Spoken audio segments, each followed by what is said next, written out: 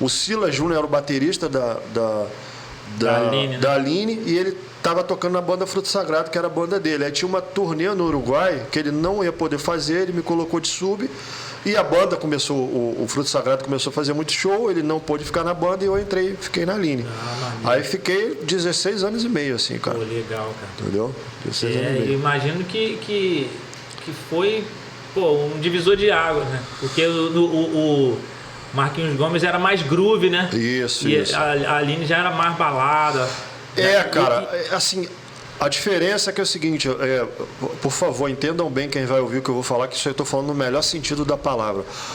O show da Aline Barros era muito mais organizado no que diz respeito, era o mesmo arranjo sempre, a gente tocava com VS, então era sempre era um show mais pop, vamos dizer assim, né? As coisas eram, o Marquinhos sempre mudava arranjo, parava a música, trocava de música no meio, a Aline não, era sempre um show organizado, sempre um show arrumado, você sabia o que ia acontecer, né? E assim, com a Aline, né, assim, a mudança também, porque Marquinhos a gente tocava Brasil, a Aline a gente começou a sair para fora, fazer turnê nos Estados Unidos e tal, porque, por causa da proporção que o trabalho tem dela, assim, que tem de forma, vamos dizer, internacional, né, fora do país. Então foi uma coisa que mudou também, assim, o fato de poder ter gravado gravei 4 DVD com a Aline, né? Também. Você chegou a gravar um lá fora com o Laboriel, né?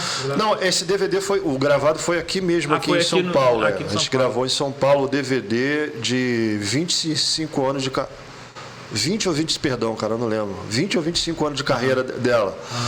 E aí, esse DVD, cara, foi muito fera, assim, cara, porque teve a participação do Laboriel, do Tom Brooks, um tecladista, o Michael W. Smith. E viria mais umas pessoas que não vieram, assim. Viriam até, acho que um batera para fazer participação nessa parte internacional e não veio.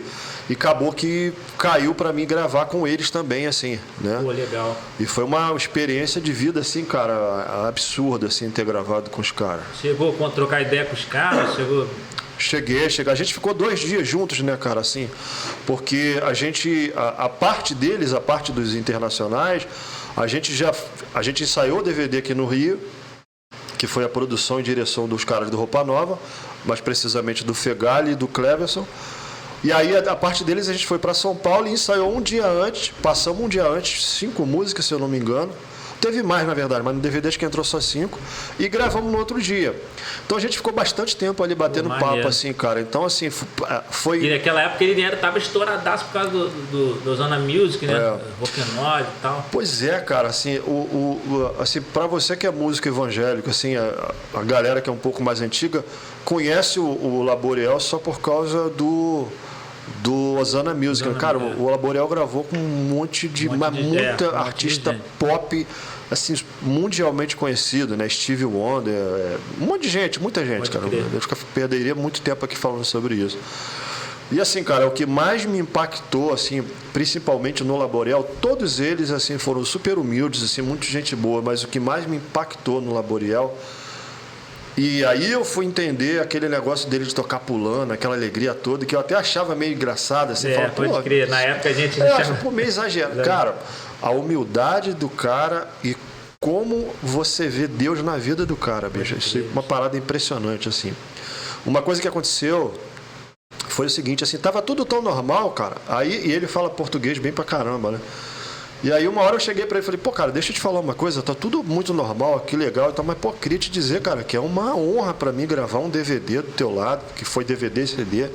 Pô, você grava com os bateras que são minhas referências e as maiores referências do mundo, Vini Colaiuta, Dave Weck, não sei o quê.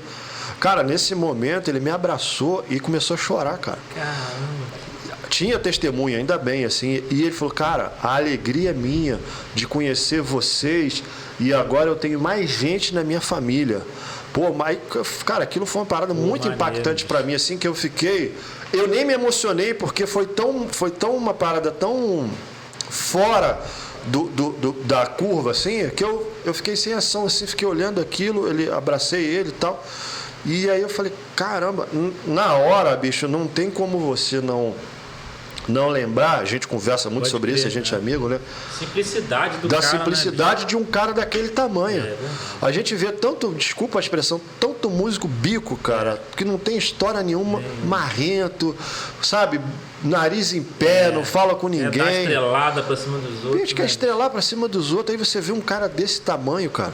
Sabe, com a humildade, conversando. Eu lembro que na época eu liguei pro falecido Arthur Maia, botei ele para falar com o Arthur Maia, pô, não sei o quê. Aí ele, cara, falou um monte de coisa, ele falou uma coisa interessantíssima, cara. Ele falou, quando eu me converti, eu precisei quebrar um ídolo para mim, que era a música brasileira. Ele falou, a música brasileira para mim era como se fosse um ídolo. Porque ele já gravou com o Ivan Lins, um monte de gente aqui, né? Ele falou, eu gosto tanto da música brasileira que era um ídolo para mim, eu precisei quebrar isso. Continuo gostando, amando, mas não é mais como um ídolo. Agora eu sou cristão, Deus é meu norte, a minha razão principal de vida. E uma coisa interessante de saber, né, cara? Porque muitas vezes a gente, músico brasileiro, quer conhecer primeiramente a música americana para depois conhecer a nossa música, né? É verdade, que a gente escuta mais jazz do que música brasileira, né? Sim, cara. Sim. Pô, muito bacana isso, cara. É.